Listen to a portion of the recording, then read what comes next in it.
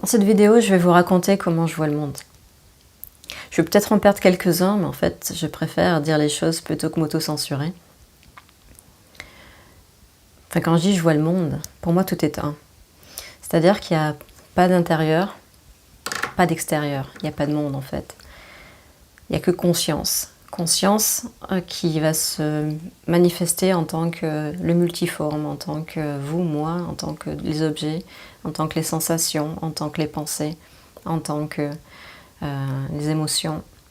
C'est une énergie qui prend toutes les formes, toutes les couleurs, tous les sons, toutes les vibrations. Et il n'y a pas de solidité, en fait. C'est comme dans un rêve.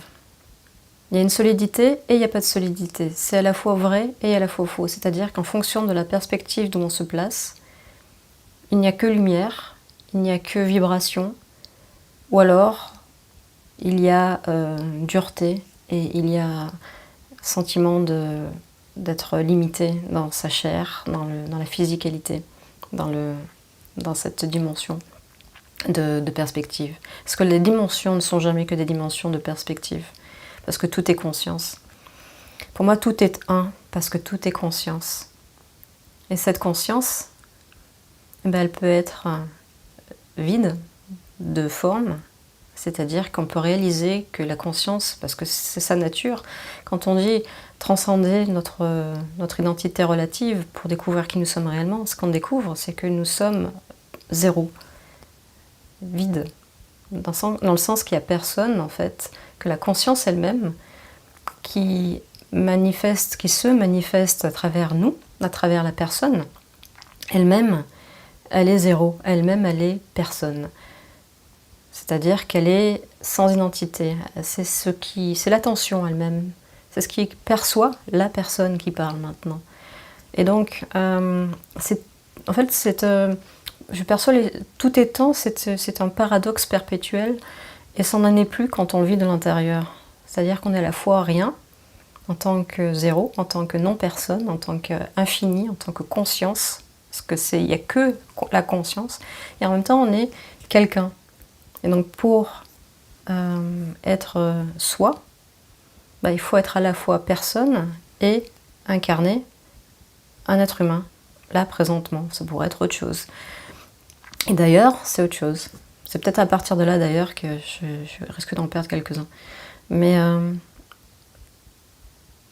dans le sens où on va rentrer peut-être dans le multidimensionnel.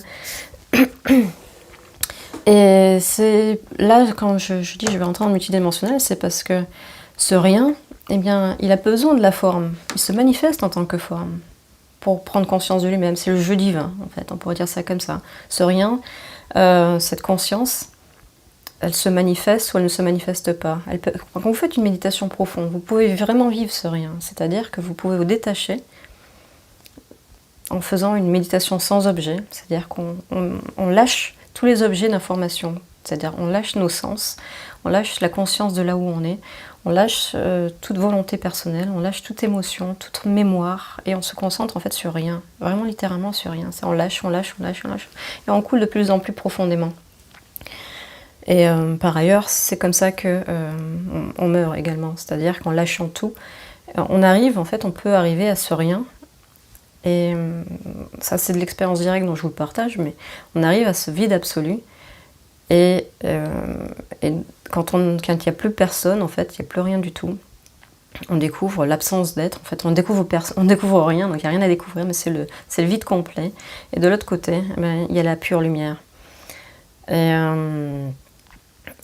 Et c'est en essence ce dont cette matrice ou le un est fait, c'est-à-dire à la fois de rien et de pur potentiel, de tout. Et ça peut se vivre dans ces méditations profondes. Et une fois qu'on a réalisé que finalement, en soi, la nature vide, et en même temps que tout ceci, c'est pure énergie qui va se manifester à travers moi, à travers vous, à travers tout le multiple, à travers en fait, la forme elle-même. Avec comment elle se manifeste, cette forme? Elle se manifeste par la sensation, par le son, par les odeurs, par l'information. mais aussi par la vibration, par plein de choses en fait. Elle se manifeste. Ça dépend comment on regarde les choses. Tout est vrai, c'est-à-dire de façon, de différentes perspectives. Si vous vous placez au niveau de la pure sensation vibratoire, ben, c'est votre réalité. Si vous, par exemple, si vous vivez dans la peur de quelque chose, dans une idée qui vous fait peur, vous sentez la peur, ben, c'est votre réalité. Ça, ce sont les multiples aspects, les multiples dimensions en fait. Chaque instant, chaque fraction de temps, ça n'existe pas en fait le temps, mais disons que chaque nanoseconde de perception, c'est là où se trouve en fait votre réalité. Donc ce dont elle est remplie, cette réalité, ben, peu importe. Ça c'est le jeu du tout. Et en explorant en fait la conscience, dans cette exploration non duelle, littéralement, c'est la conscience qui s'explore elle-même à travers de la forme, eh bien elle peut découvrir, et c'est ce que j'ai découvert en fait, qu'il y avait vraiment pas que cet aspect local. Quand je parle d'aspect non local de la conscience, c'est parce qu'elle est temporairement identifiée à un corps, ici. Elle est temporairement identifiée, bon là elle ne l'est plus, mais elle était temporairement identifiée à des idées de soi, c'est-à-dire à un ego. Et un ego, c'est-à-dire être un homme, une femme, avoir des idéaux, avoir une culture, vouloir des choses, des désirs, etc. Donc cette identification à des pensées, en fait. Et la conscience, en fait, elle s'est désidentifiée à un moment donné, dans ma vie en tout cas, de toutes les représentations. Et donc, en découvrant sa nature, en fait, ça, c'était même avant en fait, le basculement, il y avait déjà cette connaissance en fait, d'être non local. Mais ça s'est amplifié après le basculement. Parce qu'il y a effectivement, quand on vit directement la non-limite, l'infini, qu'il n'y a pas de solidité à l'identité. Mais littéralement, on peut le sentir énergétiquement. Eh bien, il suffit de lâcher l'identification momentanée à ce corps pour découvrir et pour pouvoir pointer notre attention dans une autre direction pour découvrir en fait que nous sommes l'univers en entier. Et en fonction de ce qu'on peut appeler l'âme, ce qui a été appelé l'âme en fait, ou le soi, eh bien, une âme va avoir un chemin particulier avec des incarnations particulières, ce qui fait qu'il y a une sorte d'histoire et il y a des identifications qui ont eu lieu au cours de toutes ces manifestations en fait, au cours de cette... en fait, il n'y a pas de temps, donc c'est difficile de discuter, enfin c'est difficile d'en parler, parce que c'est simultané. Mais disons qu'une âme peut avoir de multiples personnalités. Voilà, une âme, c'est la conscience globale, le un, qui va être momentanément, qui est identifié à différentes dimensions, différentes lignes de temps avec différentes identités. Et il est possible, en fait, quand la conscience se reconnaît elle-même, en fait, se révèle elle-même, elle transcende l'âme, c'est-à-dire qu'elle découvre en fait qu'elle n'est même pas ça. Elle n'est aucune identité en particulier. Et donc, c'est pas que l'âme n'existe pas, c'est que l'âme existe de la même manière que Emmanuel Herrera ou d'autres personnes existent, c'est-à-dire que c'est une réalité relative. Donc, le tout est fait de réalités relatives. Mais toutes ces réalités relatives peuvent être transcendées. Elles peuvent être transcendées, c'est ça l'exploration non duelle. C'est-à-dire que la conscience découvre en fait qu'elle peut transcender chaque réalité relative. Et ce faisant, il y a une transmutation au niveau de la matière qui se fait, il y a une transmutation au niveau des perceptions, au niveau des réalités, au niveau des dimensions, au niveau de ce qui est perçu. C'est-à-dire que c'est transcendé. C'est transcendé et la conscience, en fait, elle se connaît au travers de la forme. Et la forme lui sert justement à se trouver en tout. Et c'est comme ça qu'en fait la matière se trouve transcendée. C'est que la conscience s'incarne et donc elle rentre en fait dans la matière, si je puis dire, hein, parce que c'est vraiment mettre des mots là où c'est très difficile d'en mettre, mais elle se rencontre dans la forme. Et à chaque fois qu'elle rencontre la forme, elle découvre que cette forme n'est que conscience. Et c'est cette découverte-là qui transmute la chose en conscience. Entre guillemets, la chose, c'est-à-dire l'identité crue, et elle est sublimée. Et c'est cette identité crue qui disparaît. Et c'est là l'expansion. L'expansion en fait de soi, c'est quand cette identité pensée, cette identité sentie même, cette identité vécue, est transmutée, est transcendée. Alors, il y a encore moins d'identité, mais en même temps, la conscience récupère la dimension qui récupère en fait l'information. À la fois, elle rencontre l'information et en même temps, elle la récupère et elle la transmute et elle la dépasse. Et donc là, en fait, l'exploration continue comme ça, c'est sans fin. De se découvrir en tant que conscience, de se rencontrer à travers toutes les structures que l'on ne peut même pas imaginer. C'est-à-dire qu'on peut se rencontrer en tant que code source de la Matrix, par exemple. Ça m'est arrivé 2 fois. C'est-à-dire que la conscience, elle perd complètement l'identité physique, elle perd complètement la sensation d'être un corps, elle perd complètement forcément l'identité relative d'Emmanuel. Et il n'y a même plus conscience, en fait, il n'y a plus que conscience, en fait, d'énergie et de ligne de temps. C'est-à-dire la totalité se voit, se perçoit depuis l'intérieur. C'est un peu comme, vous voyez, dans Matrix, quand les chiffres descendent, bon, c'est encore une image, mais et bien d'être à l'intérieur de ces chiffres, de ces codes, c'est-à-dire d'être vraiment, on n'est plus que cette énergie, lumière. Je l'ai vécu comme ça en tout cas. Il n'y a plus du tout d'appropriation, de saisie de quoi que ce soit. C'est un champ, être un champ d'énergie, Et c'est là on transmute l'âme en fait. C'est-à-dire on dépasse la seule possibilité d'être une âme avec de multiples personnalités. C'est-à-dire c'est ce qui transcende l'âme, cette perspective-là, qui est vraiment d'être pure lumière, quoi. Pure énergie, pure... Mais ce sont des réalités qui sont possiblement vécues.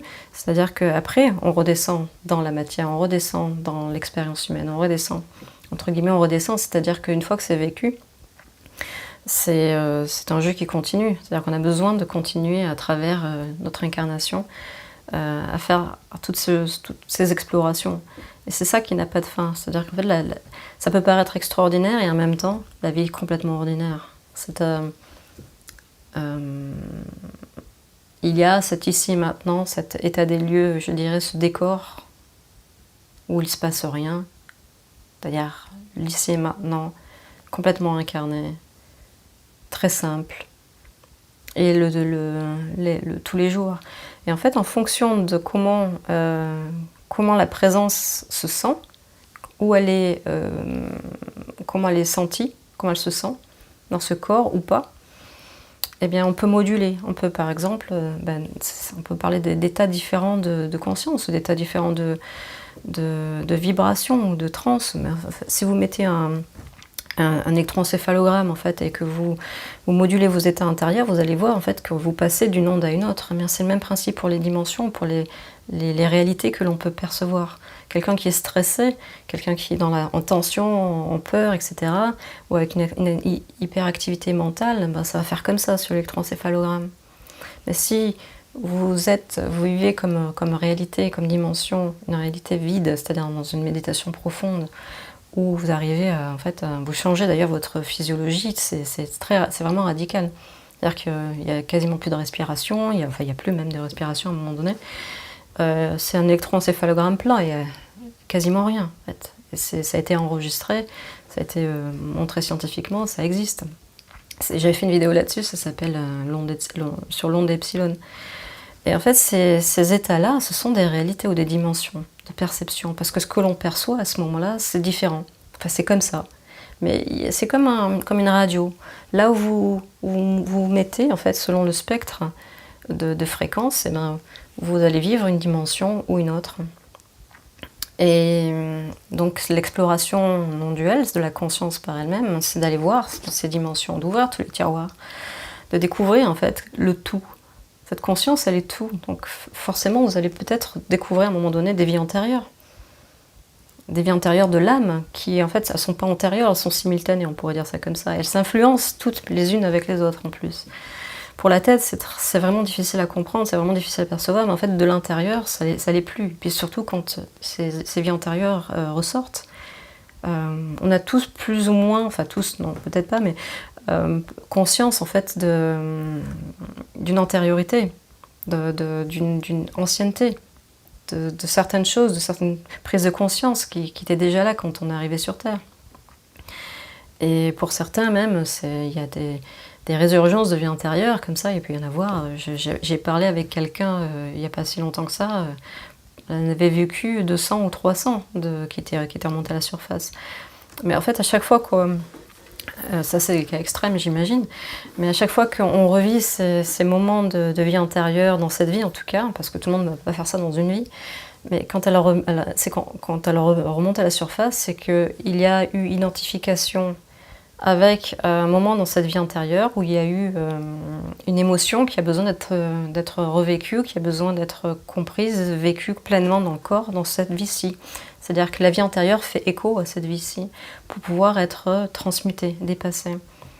Ainsi, il n'est pas surprenant en fait, de voir... elle est un peu longue cette vidéo, mais bon, il y a tellement à dire. Il n'est pas étonnant de voir en fait qu'on peut aussi découvrir que l'âme, dans une autre dimension, c'est une autre race qu'un être humain. Et si en fait, on peut être, en tant que conscience, on peut être à deux endroits en même temps, on peut sentir différentes choses en même temps. Quand on sait qu'on n'est pas que cette identité locale, on peut être que ça si on veut, mais il n'y a pas que. Si on change, c'est-à-dire si on élargit le spectre, si on dézoome en fait de ça, et qu'on se met dans une onde particulière en fait de transe ou d'écoute, parce que c'est vraiment de l'écoute. Hein. Tout ceci, le lâcher prise en fait de l'identité locale, c'est parce qu'il y a une défocalisation de l'identité locale, un dézoom. Et une écoute, on est en pure écoute. Et il n'y a pas de saisie d'un truc ou d'un autre. Il peut y avoir une intention qui va guider, ou une intuition qui va guider, un appel peut-être. On répond parfois à un appel intérieur, parce que on répond que à un appel intérieur, même ça se fait automatiquement en fait. On va ouvrir un tiroir qui va peut-être nous diriger sur une ligne de temps qui sera dans une autre galaxie. Et c'est ok. En fait, il n'y a pas besoin de s'attacher aux choses comme ça. C'est-à-dire que ou de se dire, mais c'est incroyable. Non, c'est que la conscience, en fait, s'explore elle-même. Et elle est absolument toutes les formes, toutes les manifestations. Et donc, elle n'est pas que cette entité. Elle n'est pas que localisée.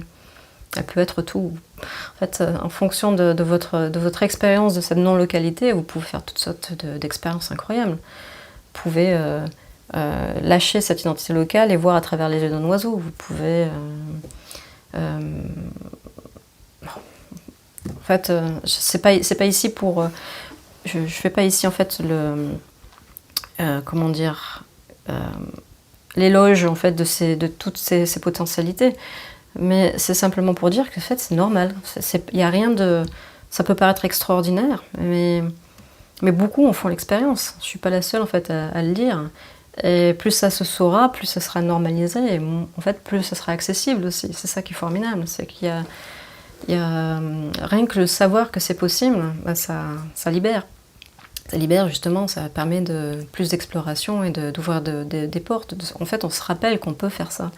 On se rappelle qu'en tant que conscience, on est partout tout le temps. La conscience elle-même, c'est le vide, c'est ce qui unifie tout. Donc elle est nulle part et en même temps partout, dans toutes les directions en même temps. Et elle est entre vous et moi, il y a zéro distance. Le vide est partout. C'est pour ça que je dis parfois, il n'y a pas de secret. C'est parce qu'en fait, il n'y a que le vide qui se joue tous les rôles. Donc vous communiquez avec vous-même. Ça, c'est une interface du vide qu'il communique avec lui-même à travers cette interface qui lui permet d'avoir un champ de perspective particulier et pas un autre. Voilà, maintenant. à travers moi, mais ça peut être à travers une autre... pour cette âme-là qui se joue Emmanuel maintenant, ça peut être aussi autre chose, etc. etc. Donc j'espère que je vous ai pas complètement perdu. Parce que c'est assez dense. Et dans tous les cas, j'avais envie de partager cette vision. Et puis peut-être que ça résonnera avec vous. Sûrement d'ailleurs, j'imagine, parce que ça serait pas la première fois. C'est pas la première fois que j'en parle. En session individuelle, en tout cas, j'en parle et puis ça résonne. Donc je vous dis à une prochaine vidéo.